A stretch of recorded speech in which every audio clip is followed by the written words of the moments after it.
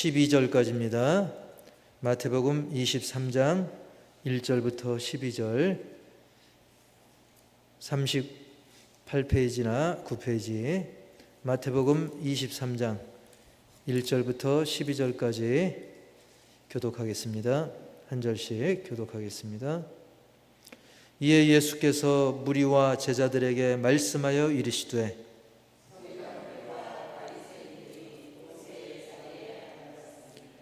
그러므로 무엇이든지 그들이 말하는 바는 행하고 지키되 그들이 하는 행위는 본받지 말라. 그들은 말만 하고 행하지 아니하며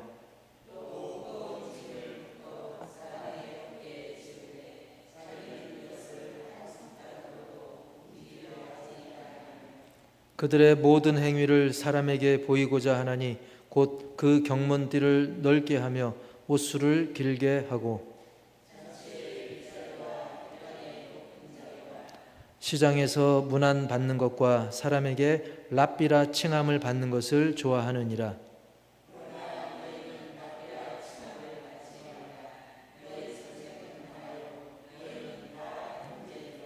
땅에 있는 자를 아버지라 하지 말라. 너희의 아버지는 한 분이시니 곧 하늘에 계신 이시니라.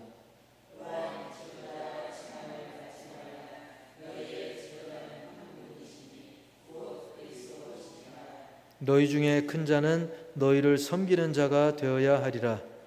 누구든지 자기를 높이는 자는 낮아지고 누구든지 자기를 낮추는 자는 높아지리라. 아멘. 제목 시작. 모두 다 형제.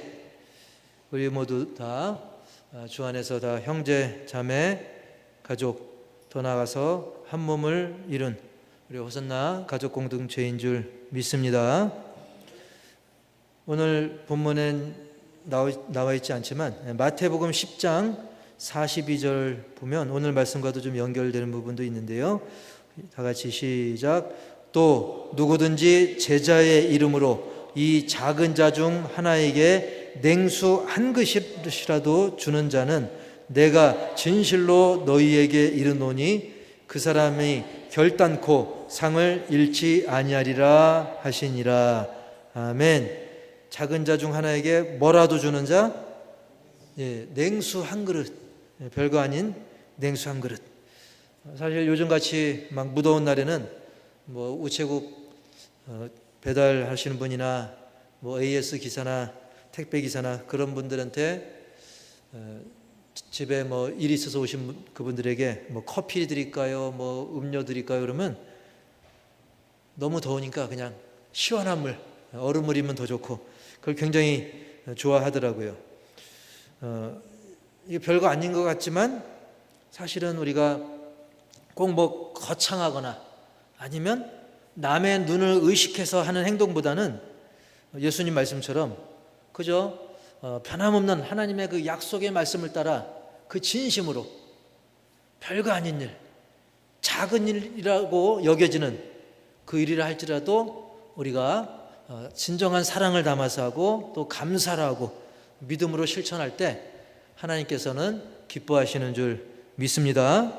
그러나 오늘 본문에 나오는 서기관, 바리새인들은 그 반대였죠. 말은 거창합니다. 말은 거창한데 실제로 실속은 없는 사람들이었습니다. 하나님 관점, 말씀 관점으로 볼 때 전혀 실속이 없었죠. 그들은 예수님의 지적대로 마치 그 모세처럼 자기들이 모세라도 된 것처럼 지도자의 위치, 리더의 그 위치에 앉아서는 말로는 그냥 청산유수로 하나님의 의를 얘기하고 율법을 얘기하고 도리를 이야기하지만 정작 자신들은 이 손가락 하나도 까딱하기 싫어하는 정작 온전한 실천이 없었던 사람이죠. 그러면서 다른 사람에게는 굉장히 부담을 지어줍니다. 막 가르침을 통해 가지고 아주 엄격하게 율법을 실천해야 된다. 굉장히 부담스럽게 해놓고는 자기들은 그저 그런 척만 하고 말만 많고 사람들 많은 곳에서 그냥 무늬만 경건을 자랑하던 그런 삶이었던 것이죠. 그래서 그것 중에 하나가 5절 말미에 나오는 이 경문이라고 하는 것, 경문이 저건데요. 경문이라고 하는 것을, 그리고 그걸 매는 또 띠가 있습니다. 이것을 넓게 해가지고 왜 사람들 눈에 잘 띄게, 그리고 이마와 이 팔뚝 쪽에 보면 작은 상자가 있죠. 그게 눈에 또 띄도록 저 띠를 막 넓게 하고 막 사람들 앞에 드러나게 합니다. 저 경문 하는 것은 우리가 뭐 성경할 때 그 경자죠. 그래서 아니면 또 여러 가지 또 좋은 말씀이 들은 그 문구, 그거를 저 상자에 말씀이 담겨 있는 거예요. 성경 구절이 쉽게 말하면 율법의 조항 같은 거, 그런 게 들어져 있죠. 그래서 그걸 가지고 이제 묵상도 하고 기도도 하고, 원래 취지는 그렇습니다. 그걸 눈에 띄니까 어때요? 원래 취지는 내가 하나님 말씀 사모하고 묵상하고, 그래서 경건한 삶을 살기 위해서 저거를 소지했던 것입니다. 그러니까 원래 뜻은 나쁘지 않았습니다. 나쁘지 않는 게 아니라 사실 원래 의미는 좀 좋은 취지로 했던 것이죠. 그런데 이것을 사람들에게 드러내려고, 나 이렇게 경건한 삶을 살고 있어, 그거를 드러내기 위해서 일부러 막 눈에 띄게 하고 크게 하고 그렇게 다녔다는 거예요. 그래서 원래는 율법을 기억하고 경건에 힘쓸 목적이었는데 이제 변질이 되었던 것이죠. 막 경건함을 과시하고 나중에는 마치 뭐 꼭 부적하고 똑같은 건 아니지만 왠지 부적 느낌, 심지어 그렇게 남용되는 일들도 있었다는 것이죠. 게다가 옷술, 옷에다가 이렇게 장식을 하는 그 옷술을 크게 했는데, 민수기에도 사실 옷술 다는 이야기가 나옵니다. 민수기 15장 38절과 39절에 시작. 이스라엘 자손에게 명령하여 대대로 그들의 옷단 귀에 술을 만들고 청색끈을 그 귀에 술에 더하라. 이 술은 너희가 보고 여호와의 모든 계명을 기억하여 준행하고 너희를 방종하게 하는 자신의 마음과 눈의 욕심을 따라 음행하지 않게 하기 위함이라. 아멘. 옷술을 이렇게 다는 이유, 옷에 이제 이렇게 끈 장식 같은 거, 술을 달죠. 옷술을 다는 이유는 그걸 보면서, 그래, 하나님의 명령을 또 기억하는 것입니다. 죄악에 빠지지 말아야 되겠구나. 그래서 하나님의 그 언약의 영원성, 순결성을 드러내 보이면서 거룩한 삶을 다짐하는데 자기 자신을 깨우치고, 또 남들이 그것을 보면서 그래, 음행하면 안 되지, 그래, 나쁜 마음 품지 말아야지. 그래서 그걸 보물을 통해서, 우리 예를 들면 결혼 반지 같은 거 보면 그 반지를 보면서 혼인 서약을 또 떠올릴 수도 있듯이 그런 어떤 징표처럼 해야 되는 것이죠. 그러나 바리새인과 서기관들은 그렇지 않았습니다. 이 역시 어떤 자기의 거룩함, 나는 이렇게 말씀을 잘 지킨다, 나는 이렇게 절제를 잘한다, 뭔가 그걸 좀 자랑하고자 그걸 더 크기를 크게 해가지고 옷술을 장식했던 것이죠. 그뿐 아니라 이 바리새인과 서기관들은 어떤 잔치자리, 회당, 사람들이 좀 모이는 자리 있으면 좀 상석에, 기왕이면 상석에 앉는 것을 아주 좋아했고요. 또 사람이 많은 그 시장 거리에서 사람들이 얼른 알아보고 막 문안 인사를 하면 그 인사 받는 걸 또 좋아했습니다. 그리고 사람들이 이제 랍비라고 부르면 그걸 또 굉장히 또 듣기 좋아했습니다. 랍비는 뭐 선생님 또는 뭐 주님, 그런 뜻도 있어요, 심지어는. 그리고 위대하고 훌륭하다, 뭐 그런 의미가 담겨 있죠. 그래서 뭔가 사람들보다 좀 자기가 탁월하고 잘나고 또 가르치는 그런 입장에 있는, 그래서 랍비라고 불리우는 것을 좋아했던 것입니다.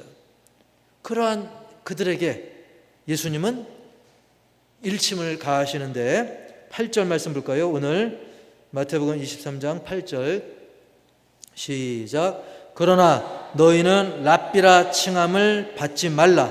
너희 선생은 하나요 너희는 다 형제니라. 아멘. 우리 하나님 아버지 입장에서, 또 예수님 입장에서 진정한 스승, 랍비, 오직 주님이시죠. 오직 예수님이시죠.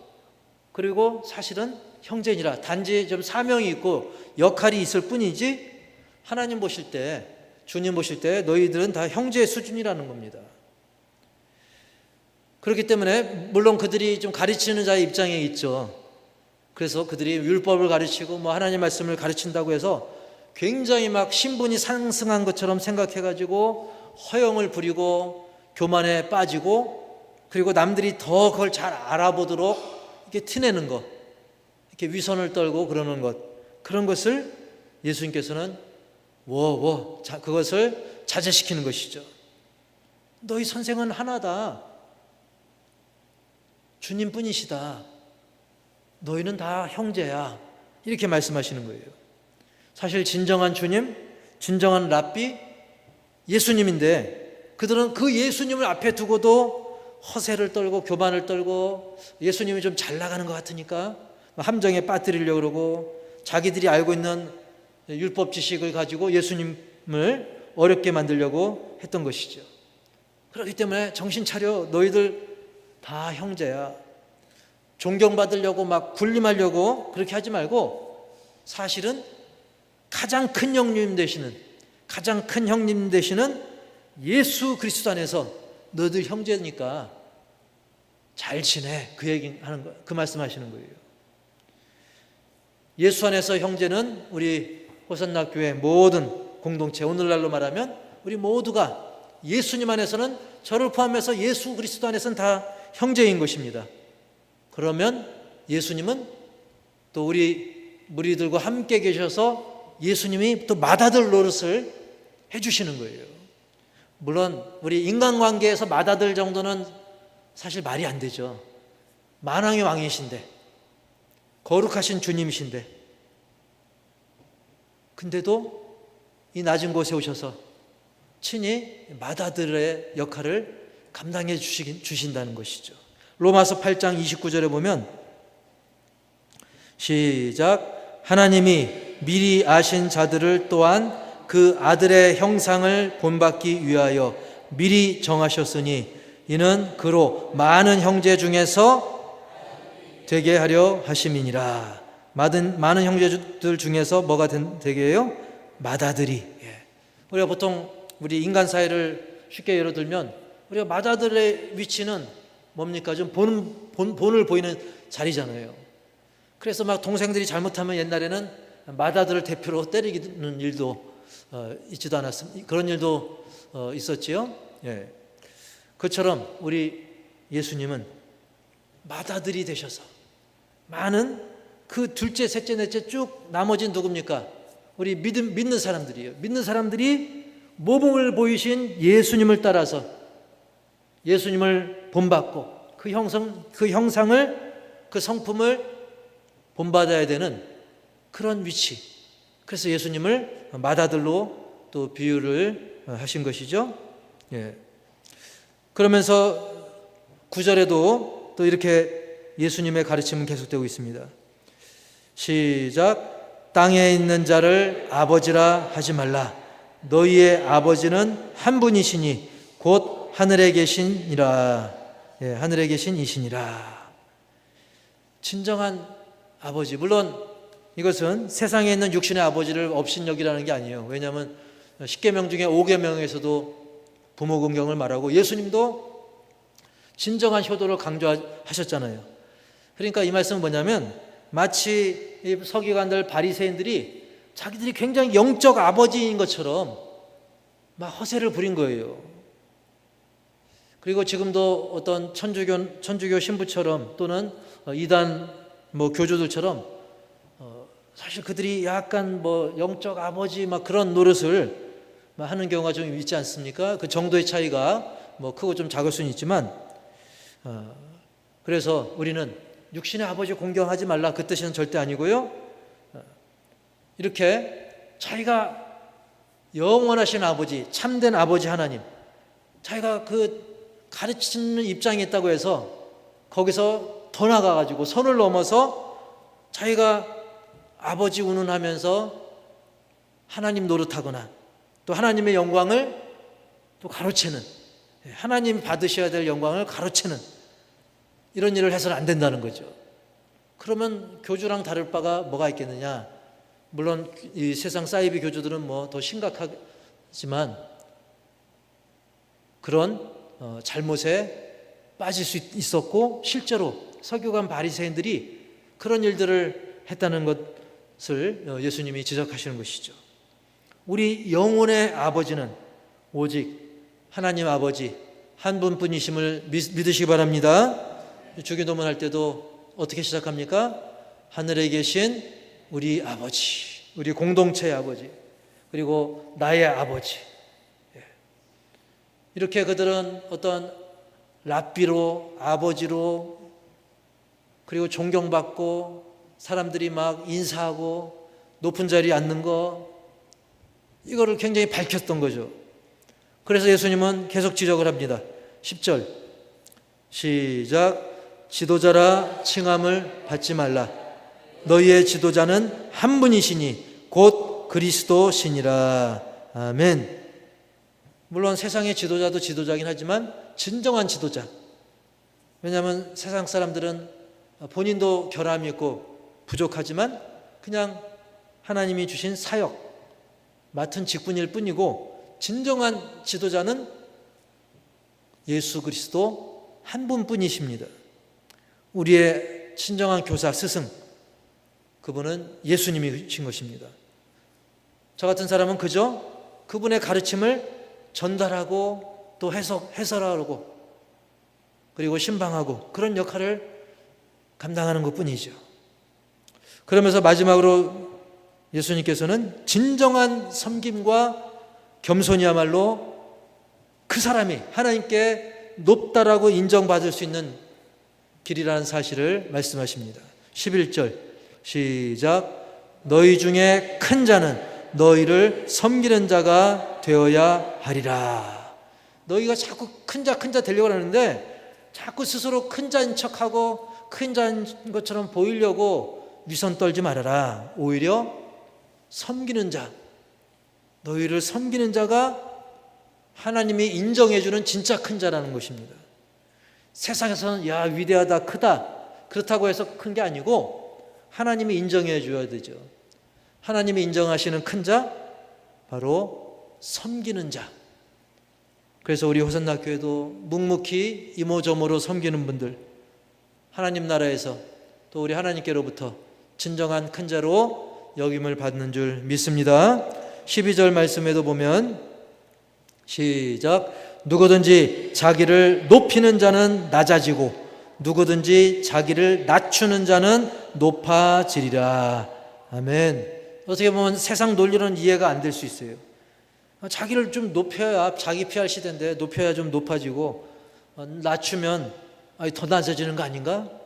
그러나 세상의 법과는 다른 예수님의 이 말씀, 우리가 이것을 더 잘 이해하고 순종하려면 이 빌립보서 2장 5절을 우리가 연관 지어볼 필요가 있는데 시작. 너희 안에 이 마음을 품으라. 곧 그리스도 예수의 마음이니 그는 근본 하나님의 본체시나 하나님과 동등됨을 취할 것으로 여기지 아니하시고. 아멘. 가장 좋은 예가 예수님이죠. 예수님은 하나님의 본체이심에도 불구하고 성자 하나님임에도 불구하고 하나님과 동등된 그런 대접을 받기보다는 낮고 낮아지셔서 심지어 이 땅에서 죽기까지 낮아지셨죠. 그 탄생만 봐도 구유에 누이시기까지 얼마나 더 낮아질 수 없을 정도로 예수님 낮아지셨습니까? 그 겸손함, 그 섬김. 그리고 조금 전에 그 빌립보서 2장 5절 말씀 중에 너희 안에 이 무엇을 품으라 그랬어요? 마음을 품으라. 마음을 품다는 것은 그 성경 원어로 보니까 전념한다 또는 어디에 마음을 둔다는 거예요. 우리가 마음을 어디에 두느냐? 이 예배 시간에 우리의 마음을 하나님께 은혜 받는 것에 마음을 둘 때 우리가 은혜를 받죠. 근데 이 예배 시간에 이 더운데 냉면이 생각나네. 식당에 마음이 가 있다 라든지 아니면 어디 딴 곳에 마음이 가 있으면 우리가 이 예배가 진정을 하나님 받으시기에 기뻐하는 예배가 안 되는 거죠.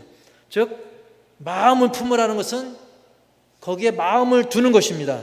무게중심을 두는 거예요. 과연 우리는 이 예배 시간뿐만 아니라 일상의 삶 속에서도 과연 어디에 마음을 두는가, 내 이 생각의 초점을 어디에 두고 사는가, 내 중심을 어디에 두는가, 그게 중요한 것입니다. 우리는 하나님께 마음을 두시기 바랍니다. 예수님께, 그리고 죽어가는 영혼들, 하나님이 사랑하라고 한 그 영혼들에게 마음을 두고 살아야 돼요. 우리가 하늘에 마음을 둔다고 해서 이 세상을 탈피해라, 지구를 떠나라, 그 뜻이 아닙니다. 다만 하늘의 그 중심을 두라는 거예요. 마음의 중심을 거기에 두라는 것입니다. 어디에 마음을 두라. 그게 바로 마음을 품는 것입니다. 근데 그 어디가 어디냐? 우리 하나님, 또 예수 그리스도, 그리고 영혼들, 거기에 마음의 중심을 두라는 것이죠. 예를 들면 뭐 사울 왕이나 느부갓네살, 헤롯, 이런 사람들은 결국 교만하다가 멸망당한 그런 왕들인데요, 그들은 마음 중심을 하나님께 두지 않았습니다. 권력과 물질, 또 세상의 명예, 거기에 마음 중심, 무게 중심을 두었던 것이죠. 그러나 아브라함은 어땠습니까? 그냥 나그네에게 겸손히 자기를 낮추며 그들을 섬겼을 때 부지 중에 천사를 대접해가지고 하나님의 놀라운 위대한 약속을 받았고, 그 약속이 결국 이루어진 것을 믿으시 바랍니다. 아브라함은 하나님의 말씀에, 그 약속의 중심을 둔 거예요. 물론 사람이다 보니까 간혹 흐려지기도 하고 실수도 하고 그랬지만, 아브라함은 하나님의 약속의 말씀에 중심을 두었을 때 그 언약이 아브라함을 통해서 그대로 이루어진 것입니다. 그래서 오늘날도 예수 믿는 사람, 하나님 믿는 사람들은 다 영적으로 아브라함의 후손이라고 일컬을 정도로 그는 믿음의 조상이 되었던 것입니다. 그게 큰 게 아니었어요. 그가 받은 복에 비하면 그가 한 일은 사실 큰 게 아니었는데, 하나님의 그 아브라함을 보면서 그 아브라함의 믿음을 귀하게 여기셨던 것이죠. 하나님은 우리 마음 중심이 어디에 있는지, 어떤 마음을 품고 있는지, 내 마음의 중심이 어디가 있는지, 어디에 마음을 두고 있는지 우리 하나님은 다 헤아리시고 살피시고 아시는 줄 믿습니다. 그래서 사무엘상 16장 7절에도 보면 이런 말씀이 나오죠. 시작. 여호와께서 사무엘에게 이르시되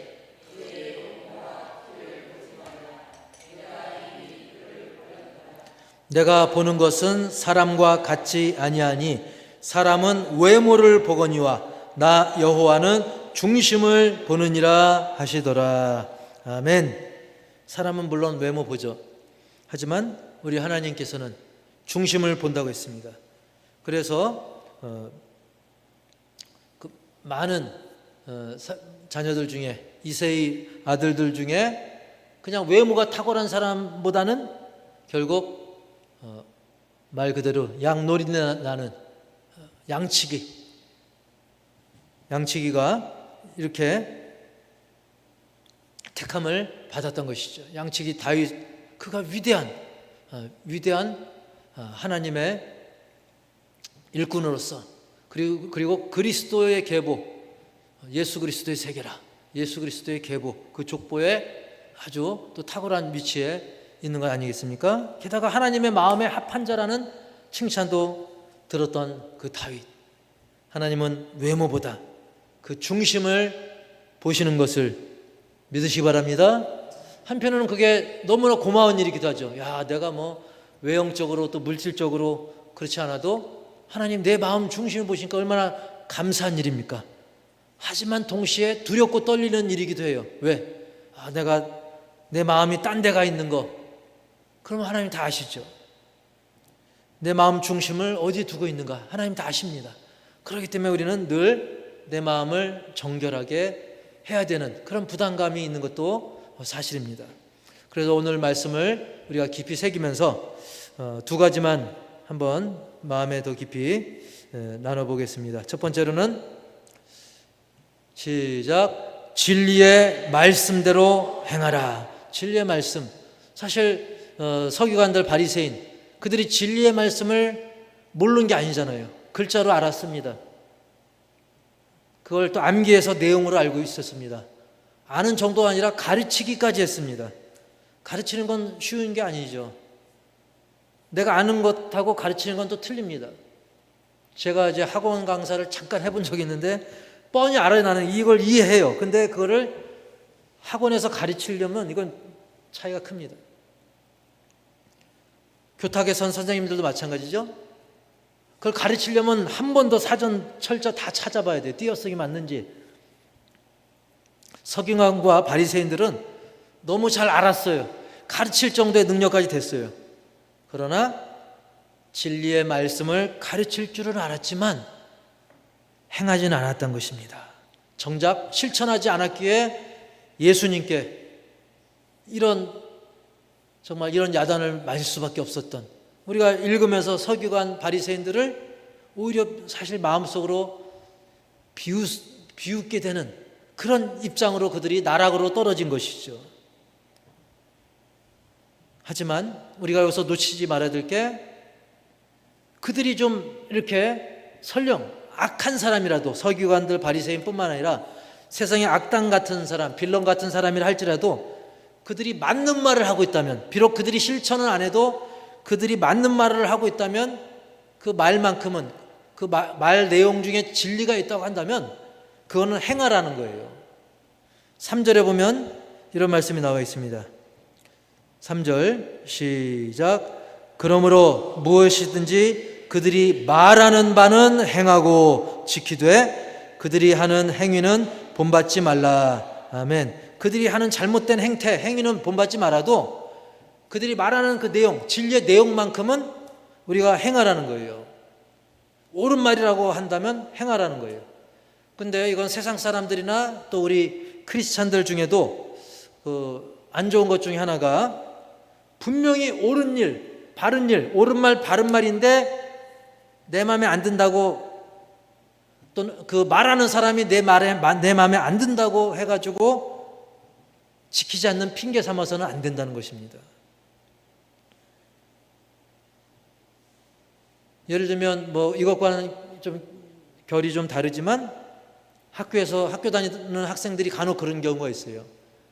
자기가 선생님들 중에 어떤 과목 선생님을 싫어해요. 어떤 한 과목 선생님을 싫어해요.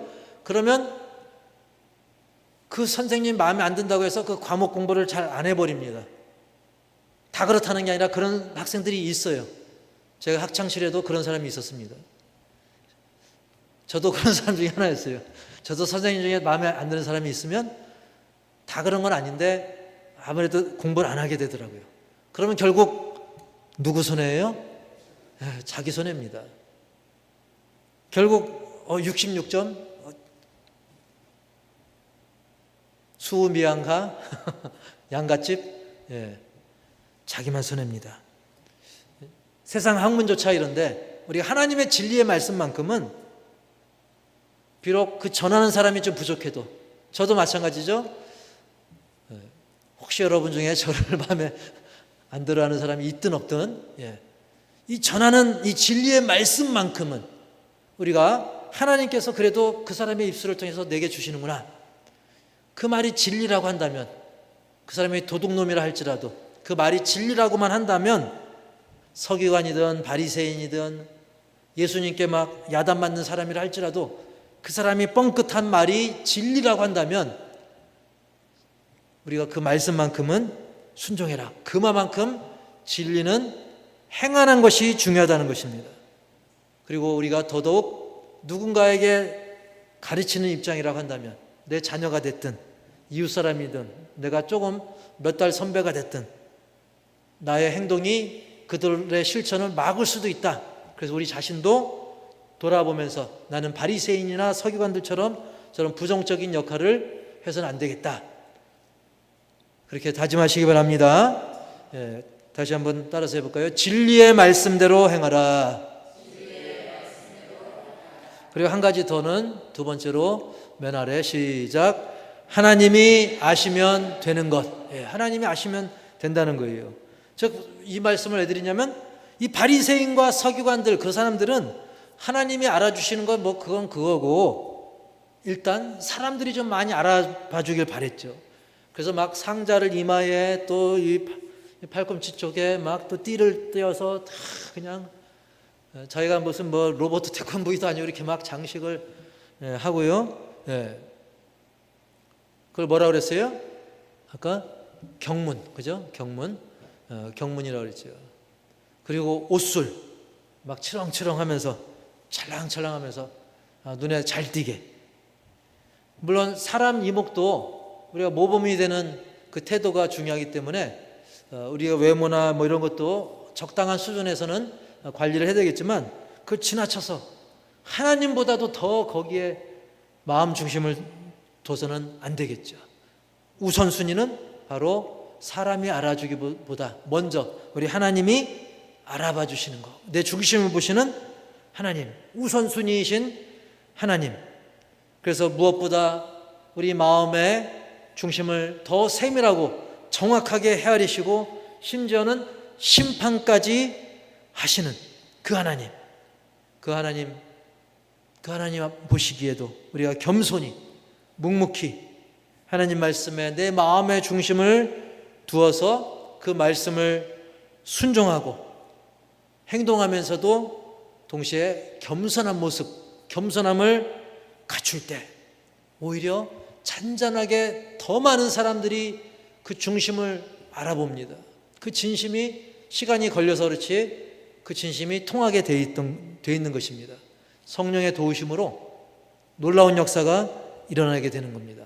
그래서 나 자신을 드러내려고 하기보다는 어차피 하나님이 아시면 되니까 그걸로 우리가 만족하고 사람들 앞에 막 더 드러내려고 애쓰기보다는 묵묵히 힘쓸 때 오히려 그것이 잔잔하게 많은 영혼들에게 좋은 감화 감동을 주게 될 것입니다.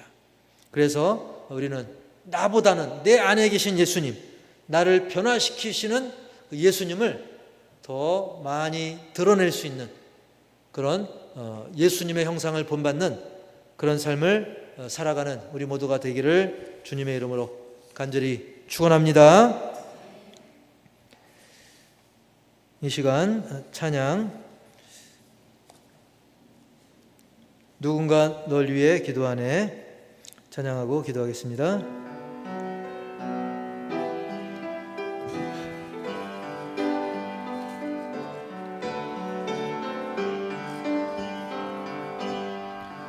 당신이 지쳐서 기도할 수 없고 눈물이 빗물처럼 흘러내릴 때 주님은 아시네 당신의 약함을 사랑으로 돌봐주시네.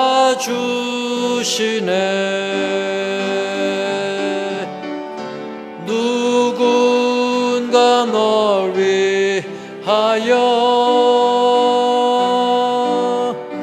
누군가 기도하네.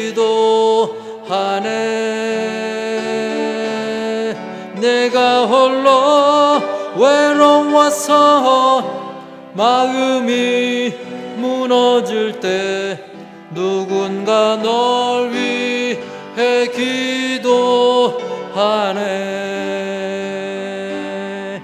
당신이 외로이 홀로 남았을 때 당신은 누구에게 위로를 얻나.